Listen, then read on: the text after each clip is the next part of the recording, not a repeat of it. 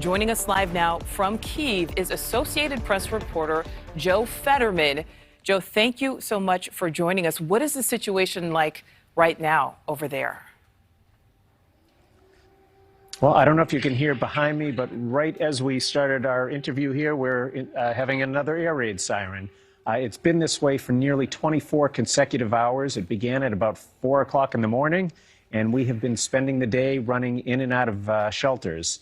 The sirens just went off in the past few seconds. And what we've seen over the course of the day, and especially into the evening, is that the pace of these sirens and the pace of the explosions that we hear after many of the sirens is becoming more frequent and more intense. And just a few minutes ago, for the first time, we even could hear gunfire off in the distance. So the sense is that the city is under siege and the Russian troops are moving in. Well, we can see that you have your protective gear on there. Talk to us about the differences between what's happening there during the daylight hours versus what happens after nightfall. Yeah, that's a good question. It's a tough question. In general, what we see is that the bombardments seem to be more intense at night. I think Russia may enjoy a technological advantage, perhaps, or just using darkness for cover, but the fighting has definitely become more intense. That said, even during the day, we went through this pretty frequently, not like it has been this evening where it's several times an hour, it feels like. During the day, there are periods of quiet and so forth, but once the sun went down, it's been almost nonstop. And we know so many people, thousands of people have been fleeing, but have you been able to speak to people who are choosing to stay? And if so, what are they saying? Yeah, the instructions, the government has encouraged people to stay at home, and you get the sense that most people are staying at home, or many of our colleagues, many of the people we've met are not leaving the country, but they may be going to places outside of the city, going to their parents or their relatives and so forth, a little bit out of the city where they think things might be safer. But as you mentioned, there is an exodus underway. We saw it yesterday with huge lines of cars trying to flee the city, backups, for hours. Today, a little bit less of that because so many people have made their ways to the border regions. And we are hearing about lines up to 12 miles long, waits for more than 12 hours to get across the border. So far, the estimates are anywhere from 50,000 to 100,000 people have either left or in the process of leaving. But the United Nations is talking about a potential crisis of 4 to even 5 million people trying to flee Ukraine. Associated Press reporter Joe Fetterman doing such important work there in Ukraine. Thank you so much, and please stay safe. We'll take a look at this map our NewsNation team has put together, the sheer scale of the warfare happening right now. Now, these are reported airstrikes, bombings, and battles across the entire country. And as Russia's invasion presses on, here's a look at what's going on across Ukraine. Day 2 of fighting saw Ukrainian tanks in the streets of the capital as invading Russian forces moved closer to the seat of government in central Kyiv. Heavy fighting was reported as Russian forces approached from the north. This bridge on the outskirts of Kyiv was destroyed to keep Russian troops out. Kyiv residents have moved underground, seeking protection from Russian missiles. The metro stations becoming a mass shelter for residents seeking refuge from the explosions. Trains still running Friday as residents fled and soldiers repositioned. Guards fired warning shots to prevent a stampede at the central train station where thousands of people boarded evacuation trains. A high-rise residential building in Kyiv exploded early Friday. Ukrainian officials say the damage was caused by rocket fragments.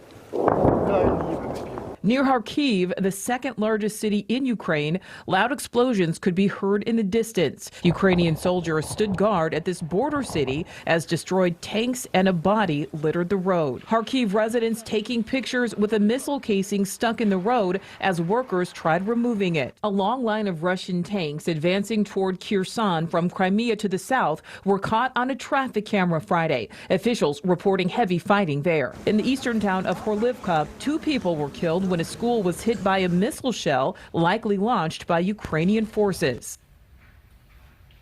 And it is just after midnight in Kyiv. Russian troops continue their push toward the Ukrainian capital with reports of explosions and gunfire heard throughout the area. We heard much of that in our last live report. And of course, the scene is similar to ones playing out all over Ukraine. I'm joined now by Vitaly Rybak, an analyst and journalist for Ukraine World and Internews Ukraine. Vitaly, you've asked us not to reveal your location in the country for safety reasons. Thank you so much for joining us. Tell us, what are you seeing that is not being shown on newscasts worldwide? First of all, thank you for inviting me. So I would like to say that even though I'm not in Kyiv right now, my family and I left a few weeks ago on a totally different reason. So even before the fighting started. However, many of my colleagues are still in Kyiv or somewhere near Kyiv, and they have to survive all of this because someone has not been able to left. So these people have to stay in Kyiv in residential areas and go to bomb shelters after every siren goes off. So this is a pretty difficult situation. We at Ukraine World try to keep up our work, report about what has been happening in Ukraine.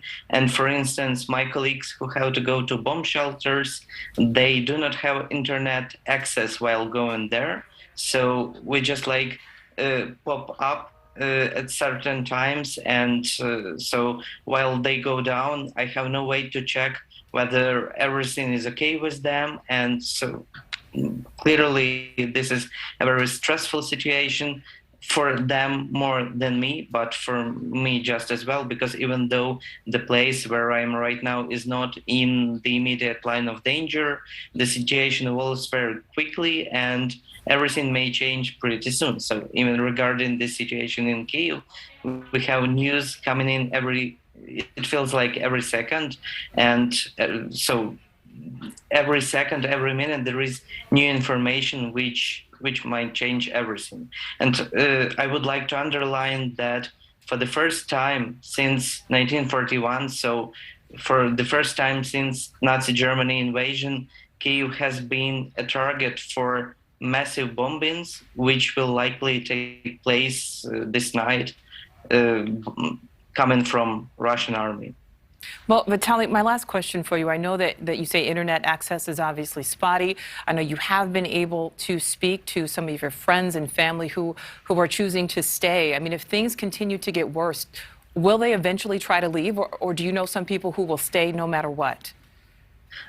Well, I believe they would try to leave, but it is quite difficult right now. So most people have already left. It was also not easy. For instance, I know that one of my friends had to walk out of Kyiv on foot and then catch a car, which could bring her to another region where her parents picked her up. So it's not always easy to leave the city.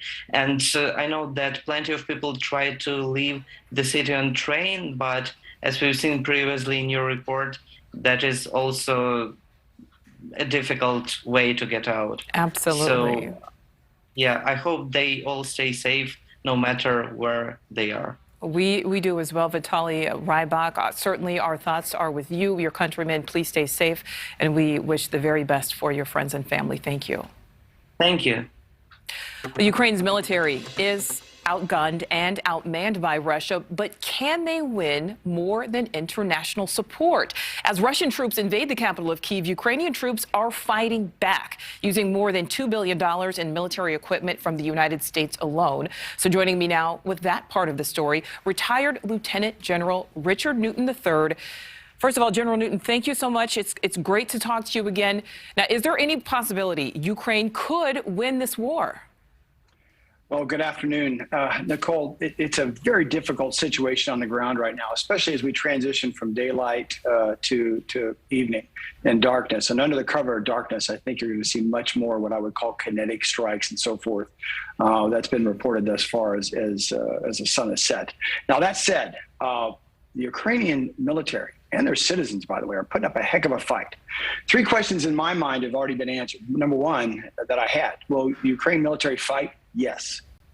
Will the citizenry also fight and go against the Russian invaders? So far, yes. Will President Zelensky fold? The answer is no.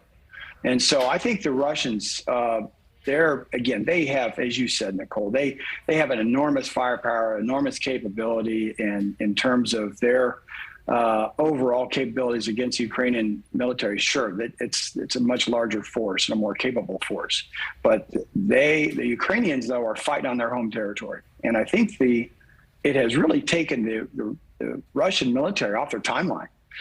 It's been very difficult to they've been able to now encircle Kyiv. It's one thing to encircle the capital. It's another thing to now actually go take it over.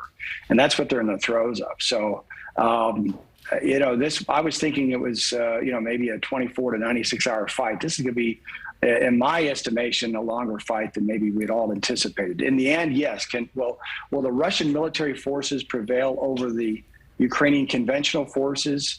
Yes. But then what happens next? What ensues after that in terms of a guerrilla campaign or insurgency of some kind, especially when you see the rise of the Ukrainian citizenry and, frankly, the strong political leadership that we see so far with President Zelensky. You mentioned the Ukrainian forces there. Let's cross the line in the sand. Let's talk about the Russian forces. There are some unverified photos which purport to show some Russian soldiers modestly equipped with possibly dated and old weaponry. If that's true, what could that mean?